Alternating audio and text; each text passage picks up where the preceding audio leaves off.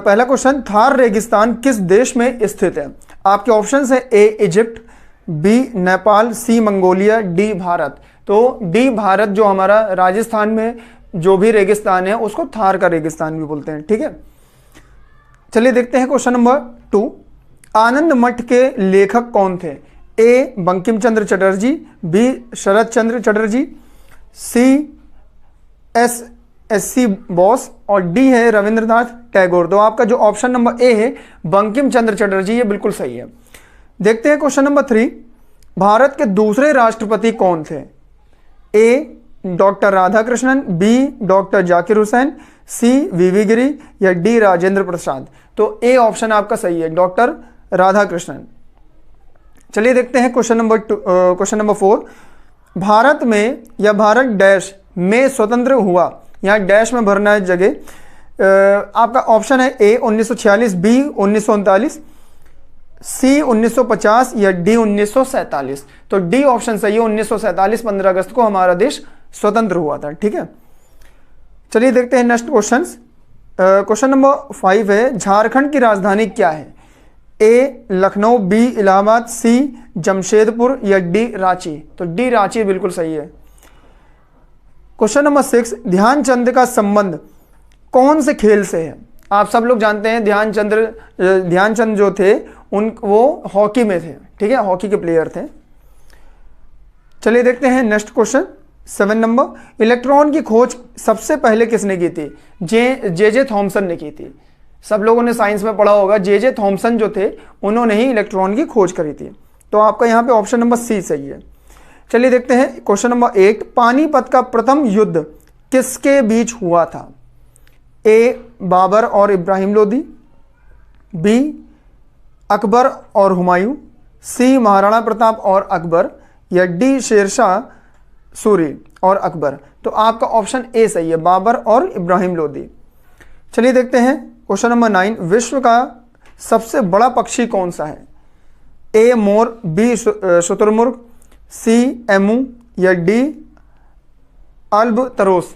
तो यहाँ पे आपका जो ऑप्शन नंबर बी है बिल्कुल सही है, शुतुरमुर्ग सबसे बड़ा पक्षी है। अब देखते हैं क्वेश्चन नंबर 10। दिल्ली किस नदी के तट पर स्थित है? यमुना, सब लोग जानते हैं। सी अब क्वेश्चन नंबर आते हैं 11 पे। साइकिल का आविष्कार किसने किया था? ए फ्रैंकलिन, बी डनलप, सी बैरन कॉल वॉन ड्राइस और डी जेम्स रेटिंग। तो आपका सी ऑप्शन बिल्कुल सही है, बैरन। चलिए देखते हैं क्वेश्चन नंबर 12। भारत के राष्ट्र ध्वज में हरा रंग किसका प्रतीक है? ए शूरता, बी बलिदान, सी सत्य और डी धरती से संबंध तथा समृद्धि। तो यहाँ पे आपका जो लास्ट ऑप्शन है धरती से संबंध तथा समृद्धि, ये बिल्कुल सही है। चलिए देखते हैं क्वेश्चन नंबर 13। निम्न में से कौन भारत के लौह पुरुष के नाम से जाने जाते हैं? आप सब लोग जानते हैं लौह पुरुष के नाम से सरदार वल्लभ भाई पटेल जी को जाना जाता है। ठीक है, चलिए देखते हैं क्वेश्चन नंबर 14। निम्न में से कौन सा वेद सबसे प्राचीन है? ऋग्वेद सबसे प्राचीन है, इसमें ऑप्शन की भी जरूरत नहीं है। चलिए देखते हैं क्वेश्चन नंबर 15। भारत में स्थित सबसे ऊंची पर्वत चोटी कौन सी है? ए सतपुड़ा, बी कंचनजंगा, सी माउंट एवरेस्ट या डी अनाई मुडी। तो आपका जो ऑप्शन नंबर बी है बिल्कुल सही है, कंचनजंगा सबसे ऊंची चोटी है इंडिया की। ठीक है, तो इस तरह से हमने अपने 15 क्वेश्चन सामान्य ज्ञान के कंप्लीट कर लिए। निम्न में से कौन सी बीमारी वायरस के कारण होती है? ए ऑप्शन जुकाम, बी टाइफाइड, सी मलेरिया या डी हैजा। तो ए ऑप्शन सही है, जुकाम। ठीक है, चलिए देखते हैं क्वेश्चन नंबर नेक्स्ट क्वेश्चन। रोग प्रतिरोधक पेनिसिलिन कहाँ से प्राप्त होती है या कहाँ से प्राप्त की जाती है? ए खमीर, बी शैवाल, सी कवक या डी जीवाणु। तो सी ऑप्शन सही है। ठीक है, चलिए देखते हैं क्वेश्चन नंबर 3। रक्तचाप किस ग्रंथि के द्वारा नियंत्रित होता है? ए एड्रेनल, बी कॉर्पस लोटन, सी थाइमस या डी थायराइड ग्लैंड। तो आपका जो ऑप्शन ए है एड्रेनल, ये बिल्कुल सही है। एड्रेनल ग्लैंड जो होती है ये हम लोग के ब्लड प्रेशर को या रक्तचाप को नियंत्रित करती है। ठीक है, चलिए देखते हैं नेक्स्ट क्वेश्चन। सबसे हल्की गैस कौन सी होती है? ए ऑप्शन है hydrogen, B carbon dioxide, C nitrogen और डी ऑक्सीजन। तो आपका ए ऑप्शन सही है, हाइड्रोजन सबसे हल्की गैस है। चलिए देखते हैं नेक्स्ट क्वेश्चन। थर्मामीटर में कौन सा पदार्थ प्रयोग किया जाता है? ए पारा। पारा बिल्कुल सही है, आप सब लोग जानते हैं थर्मामीटर में पारा होता है। चलिए देखते हैं नेक्स्ट क्वेश्चन। H2O2 किसका सूत्र है? H2O2 जो सूत्र है वो हाइड्रोजन परऑक्साइड का होता है। ठीक है, यहां पे आपका ऑप्शन नंबर बी सही है, हाइड्रोजन परऑक्साइड। नेक्स्ट क्वेश्चन देखते हैं। एक ही तत्व के परमाणु जिनकी द्रव्यमान संख्या अलग अलग होती है को क्या कहते हैं? ए न्यूक्लियॉन, बी न्यूट्रॉन, सी समस्थानिक या डी तत्वांतरण। तो सी ऑप्शन सही है, समस्थानिक। ठीक है, चलिए नेक्स्ट क्वेश्चन देखते हैं। बिजली की वायरिंग के लिए निम्न में से कौन सा सबसे उपयोगी है? इसमें कौन सी धातु सबसे उपयोगी है ये बताना है। ए एल्यूमिनियम, बी लोहा, सी तांबा या डी कांसा। तो सी ऑप्शन सही है, तांबा सबसे ज्यादा यूज होता है बिजली के किसी भी काम में। ठीक है, चलिए देखते हैं नेक्स्ट क्वेश्चन। मिट्टी में पौधों को उगने के लिए किसका होना जरूरी है? इनमें से क्या चीज होनी जरूरी है ये पूछ रहा है। आपके ऑप्शन है A oxygen, B nitrogen, C carbon dioxide या डी हाइड्रोजन। तो बी ऑप्शन सही है, नाइट्रोजन का होना बहुत जरूरी है मिट्टी में। चलिए देखते हैं नेक्स्ट क्वेश्चन। लार किसके पाचन में मदद करती है? यानी हमारे शरीर में जब लार होती है हम लोग के मुंह में जो बनती है वो किसका पाचन करती है ये पूछ रहा है। ए प्रोटीन, बी तेल, सी फाइबर या डी चर्बी। तो डी ऑप्शन सही है, चर्बी का पाचन करती है। नेक्स्ट क्वेश्चन आते हैं। सर्प किस प्राणी वर्ग में आते हैं? सर्प जो सर्प जाति के लोग जो भी उसमें आपके जानवर हैं या जो भी चीजें हैं तो वो किस वर्ग में आते हैं ये हमको बताना है। ए का शेरुकी, बी सरीसृप, सी स्तनपाई या डी उभयचर। तो आपका ऑप्शन जो बी है वो बिल्कुल सही है, सरीसृप। चलिए नेक्स्ट क्वेश्चन लेते हैं। ब्रोमीन एक क्या है? ब्रोमीन इनमें से क्या है ये पूछ रहा है। ए धातु, बी अधातु, सी उपधातु या डी प्लास्टिक। तो बी ऑप्शन सही, अधातु। नेक्स्ट क्वेश्चन आते हैं। शरीर मानव की सबसे बड़ी हड्डी कौन सी है? ए ह्यूमरस, बी रेडियस, सी टीबिया या डी फीमर। तो डी फीमर बिल्कुल सही है, फीमर सबसे लंबी हड्डी हमारे शरीर में। ठीक है, ये हमारे जांग में होती है। ठीक है, चलिए देखते हैं नेक्स्ट क्वेश्चन। दो या दो से अधिक धातुओं के समांगिक मिश्रण को क्या कहते हैं?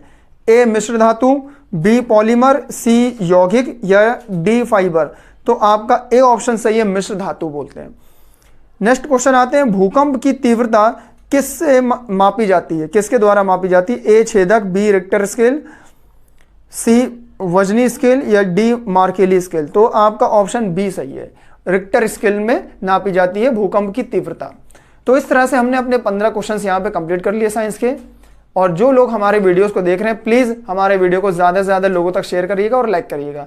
और हमारे PDF को आप लोग डिस्क्रिप्शन बॉक्स में दिए गए लिंक से वहाँ से डाउनलोड कर सकते हैं। क्वेश्चन नंबर 1 क्या है? एक आदमी अपने वेतन का 10% GPF में लगाता है। ठीक है, 10% वो अपने वेतन का क्या करता है? GPF में लगा देता है। क्वेश्चन नंबर 1 देखिए, ये GPF में 10% खर्चा कर देता है। खर्चा क्या? वो इन्वेस्टमेंट एक तरह से होता है, उसमें लगा देता है। यदि GPF देने के बाद उस कुल मासिक वेतन, उसमें जो उसका कुल मासिक वेतन बचता है, GPF में 10% दे दिया, उसके बाद जो उसका वेतन बचता है वो हो जाता 13,500 रुपए।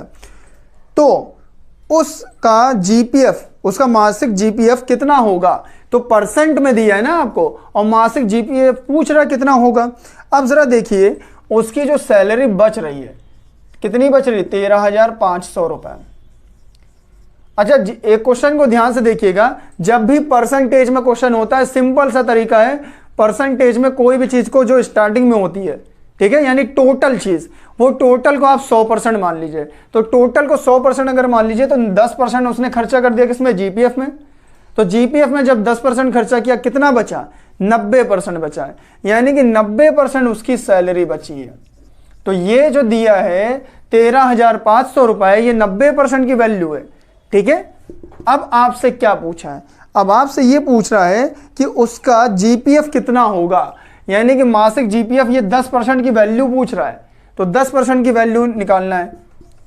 तो 10%, ये 90% की वैल्यू ये होगी, तो 10% की वैल्यू क्या होगी, इसको क्या करते हैं, इसको मल्टीप्लाई कर देते हैं, 13,500 गुणे 10 और नीचे 90 से भाग कर दिया। बस यूनिटरी मेथड लगा दीजिए सिंपल से, ये से ये कटा, 3 से देखिए कट रहा है, 3 से क्या है, ये 9 से भी कट रहा है, 9 से काटिए सीधे, 9 1 जा 9 और 9 1 जा 9, बचा कितना इधर 4 4 5, 9 5 जा आपका क्या हो जाएगा 45, ठीक है। यहाँ 2 0 बच रहे हैं, तो आपका यहाँ पे आंसर क्या आएगा 1500 रुपए, ये आंसर आ गया। यानी कि उसका जो मासिक जीपीएफ है वो 1500 रुपए वो देता है, ठीक है। तो चलिए तो क्वेश्चन नंबर 2 देखते हैं। क्वेश्चन नंबर 2 क्या है, एक वृत्त की परिधि 88 मीटर है तो उसकी त्रिज्या ज्ञात करना है। सिंपल सा क्वेश्चन है, एक वृत्त की परिधि, परिधि यानी कि सरकमफ्रेंस जिसको सी बोलते हैं, ठीक है। सी सरकमफ्रेंस यानी कि परिधि कितनी है 88 मीटर। तो सरकमफ्रेंस का फॉर्मूला क्या होता है 2 पाई आर, आर क्या है यहाँ पे त्रिज्या रेडियस, तो 2 पाई आर, ये सी की जगह पे लिख दिया, ठीक है। अब पाई की वैल्यू क्या होती है भाई 22/7, यहां लगाइए, ये हो गया। अब क्रॉस मल्टीप्लाई करेंगे, 7 यहां गुणा होगा और ये 2 गुणे 22 नीचे आएगा, तो आर की वैल्यू क्या होगी,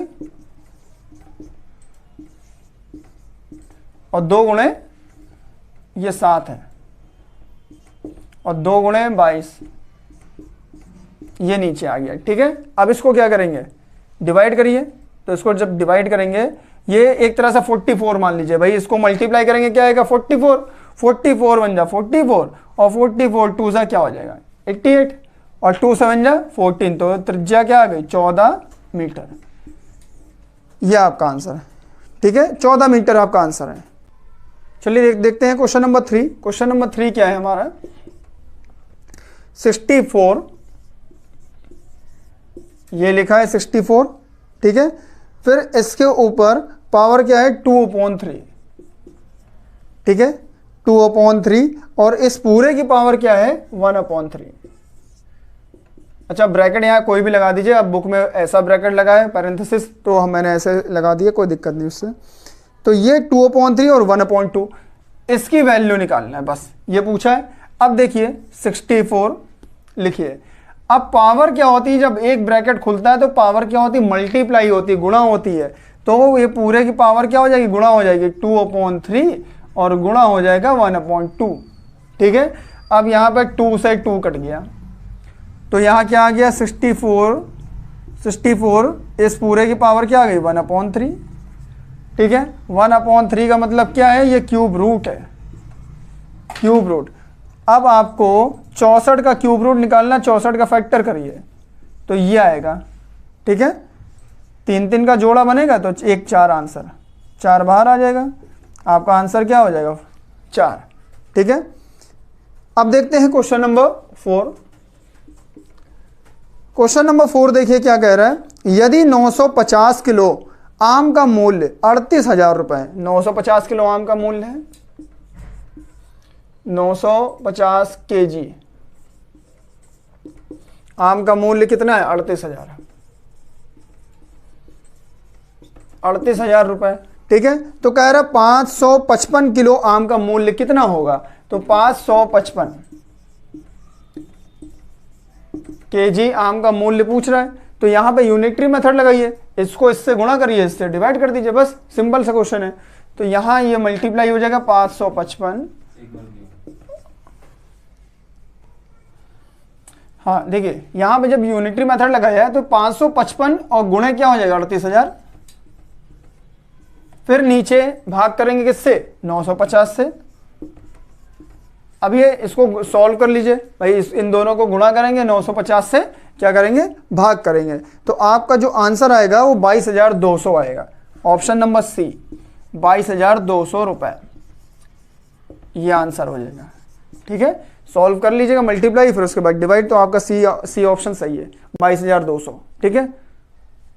चलिए देखते हैं क्वेश्चन नंबर 5। क्वेश्चन नंबर 5 क्या है 212 इसका हमें क्या निकालना, वर्ग ज्ञात करना है। वर्ग मतलब यानी कि इसी को 2 बार मल्टीप्लाई कर दीजिए, गुणा 212 और गुणे 212, इसको बस गुणा करना है। ठीक है, गुणा जब करेंगे 212 को 212 से तो आपका यहाँ पे ऑप्शन नंबर डी आंसर आ जाएगा, यानी कि 44, 9 44। ठीक है, सिर्फ गुणा करना है, ये आंसर आ जाएगा।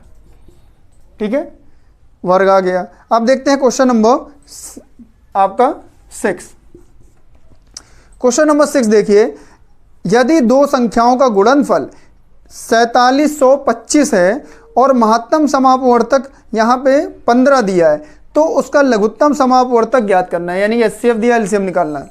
देखिए दो संख्याओं का आप सब लोग को पता है, दो संख्याओं का जब मल्टीप्लाई दिया होता है, फर्स्ट नंबर और सेकंड नंबर, तो इन दोनों संख्याओं का जो गुणनफल होता है वो इन दोनों संख्याओं के एचसीएफ और एलसीएम के गुणनफल के बराबर होता है। बस ये फॉर्मूला है। तो यहाँ पे एचसीएफ आपको 15 दिया है, एलसीएम आपको निकालना है और बाकी दोनों संख्याओं का गुणनफल दिया है 4725। यहाँ लिख दीजिए 4725, 15 को नीचे ले जाइए,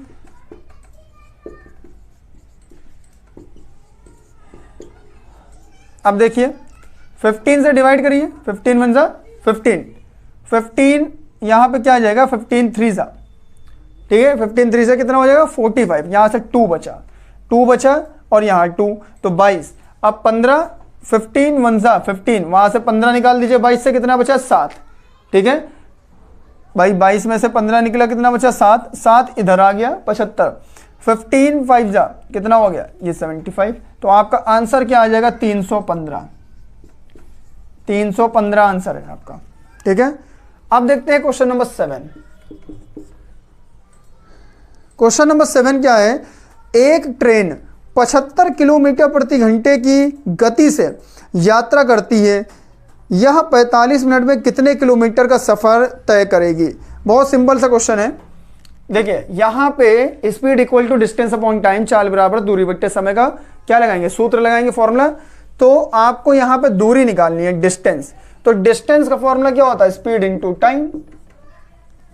ठीक है, तो डिस्टेंस निकालना है, दूरी निकालनी है, तो स्पीड क्या है, स्पीड यहाँ पे 75 किलोमीटर प्रति घंटे और इसको गुणा करना है 45 मिनट से, 45 मिनट टाइम है। लेकिन एक चीज ध्यान रहे, यहाँ मिनट में दिया है टाइम और ये घंटे में है, किलोमीटर प्रति घंटा, तो यूनिट सेम होनी चाहिए। तो इस मिनट को घंटे में बदलने के लिए 60 से भाग कर दीजिए। ठीक है, तो अब वो मिनट से किस में हो गए, घंटे में। आप इसको सॉल्व करिए, सॉल्व करेंगे तो देखिए ये आपका डिवाइड कर दीजिए किससे, 3 से, 3 2 जा 6 और 0। ठीक है, और ये भी 3 से, 3 1 जा 3, 3 5 जा 15। फिर काटिए, 5 4 जा 5 3 जा, ठीक है 5 3 जा 15 और 5 4 जा 20। इसको गुणा करके 4 से भाग कर देना है बस। तो देखिए इसको आप गुणा करेंगे 4 से, और पहले 75 को 3 से यहाँ पे गुणा कर दीजिए, 75 को 3 से गुणा करिए तो क्या आ जाएगा आपका 3 5 जा 15, 1 3 7 जा 21 22। ठीक है, तो 225 बटे 4। अब इसको भाग कर दीजिए, 4 से आप 225 को भाग करिए। देखिए करके दिखा देते हैं, 4 5 जा कितना हुआ 20, फिर 5 नीचे आया, 4 6 जा 24 1।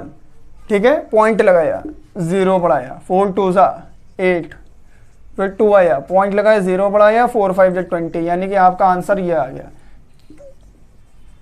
56.25, यानी कि 56.25 आंसर है आपका। ठीक है, 56.25 किलोमीटर आपकी दूरी है, आएगी ऑप्शन नंबर सी। चलिए क्वेश्चन नंबर 8 देखते हैं। क्वेश्चन नंबर 8 क्या है, r plus S equal to -8 और आर एस इक्वल टू -12 हो तो आपको R square plus S square का मान ज्ञात करना है। बहुत सिंपल क्वेश्चन है, ये दिया है और आपको R square plus S square निकालना है। ठीक है, तो ये कैसे निकल सकता है, इसका होल स्क्वायर कर दीजिए बस, इसका होल स्क्वायर करिए, इसका होल स्क्वायर करिए दोनों तरफ, तो होल स्क्वायर इसका होगा क्या आएगा देखिए, a प्लस बी का होल स्क्वायर ए स्क्वायर, तो R square plus S square plus 2RS equal to minus का स्क्वायर प्लस 8 8 64। ठीक है, अब देखिए इसकी वैल्यू आपको निकालना है, RS की वैल्यू दी है -12,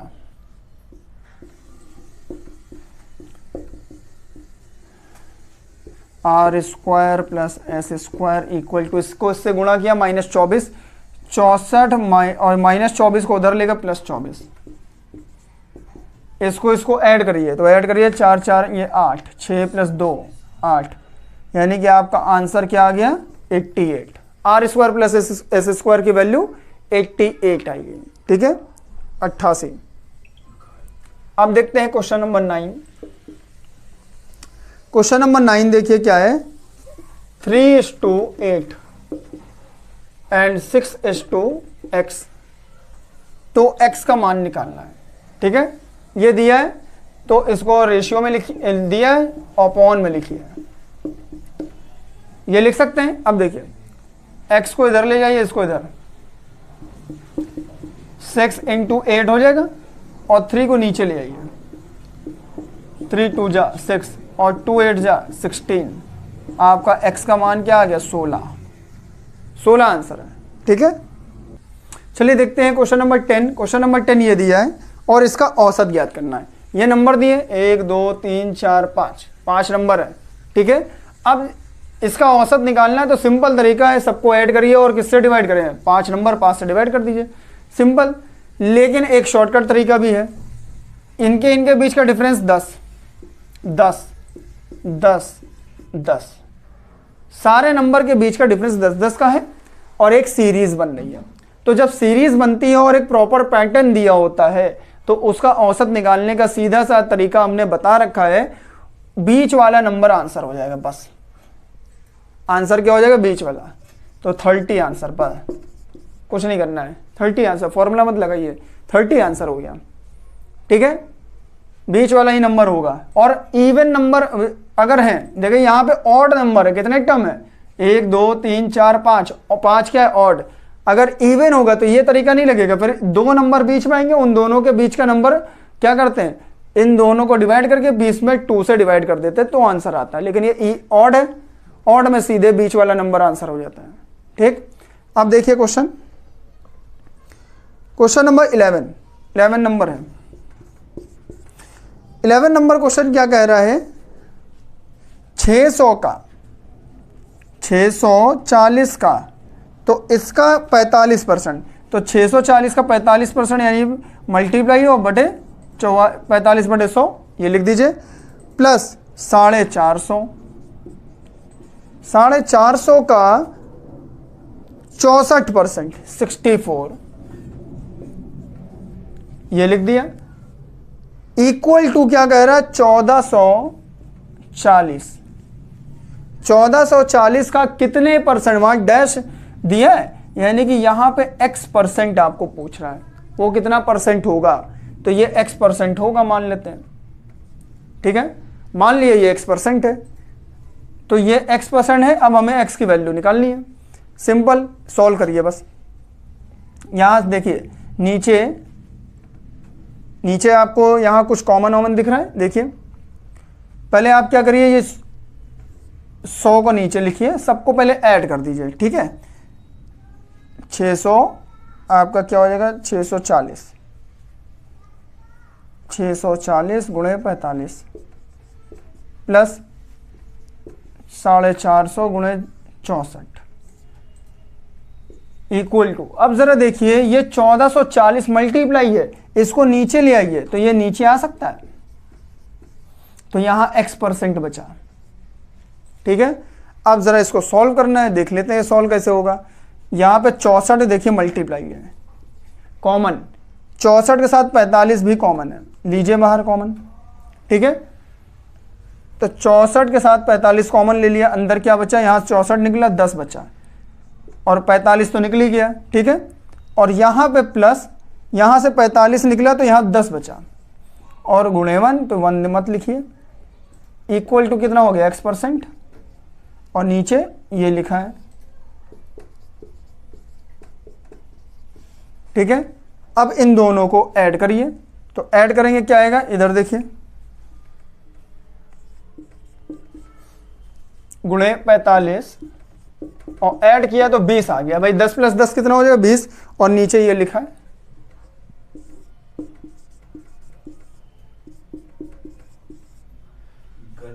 अब देखिए इससे डिवाइड करिए तो 5 आ गया। ठीक है, अब 5 से ये डिवाइड हो रहा है, 5 × 5, 5 × 5, 5 × 3 = 15। ठीक है, अब देखिए क्या ये डिवाइड हो रहा है, ये किससे डिवाइड हो रहा है, देखिए 64 से या 4 से, देखिए 4 से हो रहा है क्या, हाँ 4 से हो रहा है। 4 × 3 = 12, 2 बचा, 4 × 6 = 24। ठीक है, और 0, ये 16 हो गया। और किसी से जा रहा है, 4 से ही करिए, 4 × 9 = 36, 0, 4 4 जा, 4 1 जा, अभी भी जा रहा है, देखिए जरा 4 से करिए, नहीं 2 से, 2 2 जा, और 2 ये 45 हो जाएगा। ठीक है, अब ऊपर कितना आ गया आपका 13 दूना 26 और नीचे 45। ठीक है, तो इसको डिवाइड करेंगे, आपका आंसर आ जाएगा। आपका आंसर यहां पे आएगा,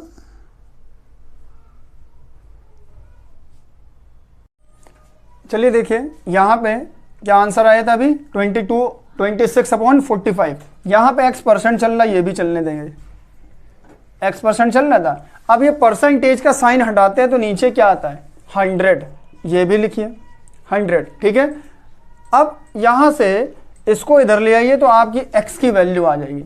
100 को इससे गुणा करेंगे 2600 और नीचे 45। ठीक है, अब इसको आप डिवाइड करिए तो देखिए किससे जा रहा है, 5 से, 5 9 जा, यहाँ पे क्या हो जाए 45। 5 से ये भी करिए, कितना आ जाएगा, 5 5 जा 25, यहाँ 1 बचा, 5 2 जा 10 और 0। ठीक है, अब 9 से इसको डिवाइड करिए, तो 9 से इसको डिवाइड करेंगे, कितना है 520। 520 को आप 9 से डिवाइड करिए, 5, ये साफ साफ लिख दीजिए 520। ठीक है, अब देखिए 9 5 जा 45, कितना बचा यहाँ पे आपका 7 बचा, 0। ठीक है, 9 7 जा कितना हो जाए 63, फिर आपका 7 बचेगा, फिर 7 से करेंगे। ठीक है, तो इस तरह से ये क्या आंसर आया आपका 57। x की वैल्यू क्या आ गई 57.7, और ये 7 7 चलता जाएगा, तो आप 0.77 बस लिख दीजिए। ठीक है, ये आपका आंसर है। चलिए देखते हैं क्वेश्चन नंबर 12।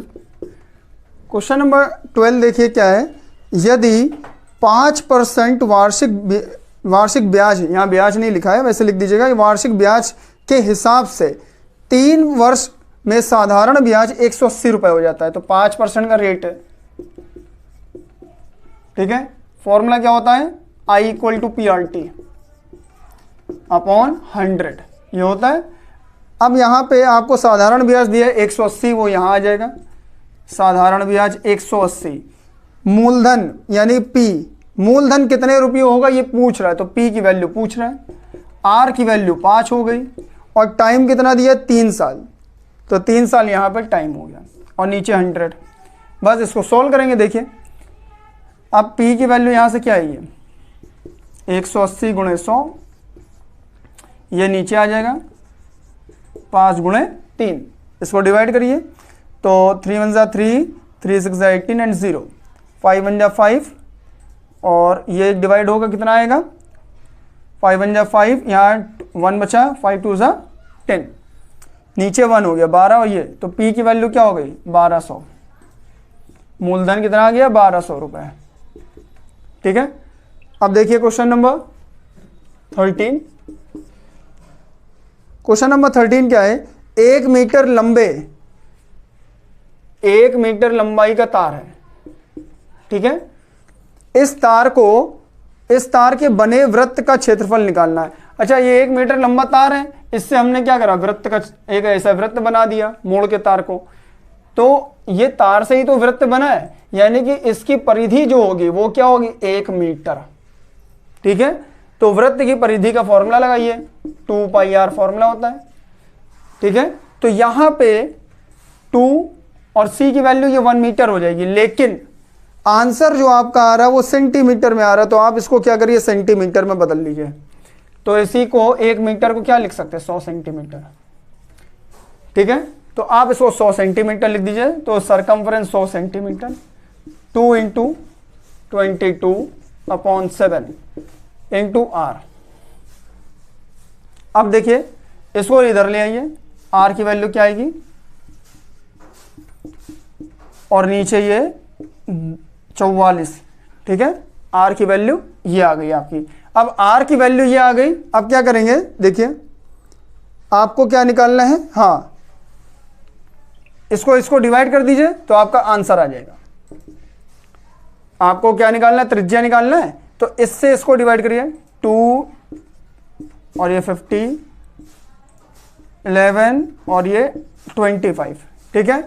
अब 11 से आप इसको डिवाइड कर दीजिए, तो 11 से जब डिवाइड करेंगे तो 25 मल्टीप्लाई 7 है, 25 मल्टीप्लाई 7, ठीक है। 25 3 से कितना हो जाता है, वो 75 हो जाता है, और 4 बार में 100 तो 175, ठीक है। तो ये 175 को अब भाग करना है किससे, डिवाइड करना है 11 से, करिए। यहाँ क्या बचेगा, यहाँ पे आपका 7 में से 1 गया 6 और ये 5 बार में करा 55, तो इसको डिवाइड किया माइनस, तो क्या करेंगे, ये 0 आ जाएगा और ये 1 आ जाएगा, ठीक है, 10। फिर पॉइंट लगा दीजिए, 1 यहाँ 0 आ जाएगा। अब ये 9 बार में 99 आएगा, अब ये 1 आता जाएगा, तो आपका आंसर क्या आया, यहाँ पे त्रिज्या क्या आई, 15.9 सेंटीमीटर, क्योंकि हमने सेंटीमीटर में बदला है तो आंसर भी सेंटीमीटर में लिखेंगे। तो आपको त्रिज्या निकालना था वृत्त का, तो वृत्त की त्रिज्या क्या आई, r = 15.9 सेंटीमीटर, ठीक है। तो ये आपका आंसर। तो इस तरह से हम लोग अपने जितने भी क्वेश्चंस थे इस किर्की 2020 के क्वेश्चन पेपर में आए हुए सभी क्वेश्चंस हम लोग ने यहाँ पे सोल्व कर लिए। अब जो लोग भी अगर हमारे वीडियो देख रहे हैं प्लीज इसको डाउनलोड कर लीजिएगा पीडीएफ को, ठीक है। उससे क्या रहेगा, आप लोग प्रैक्टिस करेंगे तो हेल्प मिलेगी। और जो लोग भी हमारे वीडियो देख रहे हैं तो प्लीज इसको ज्यादा से ज्यादा लोगों तक शेयर करिएगा। Thank you so much.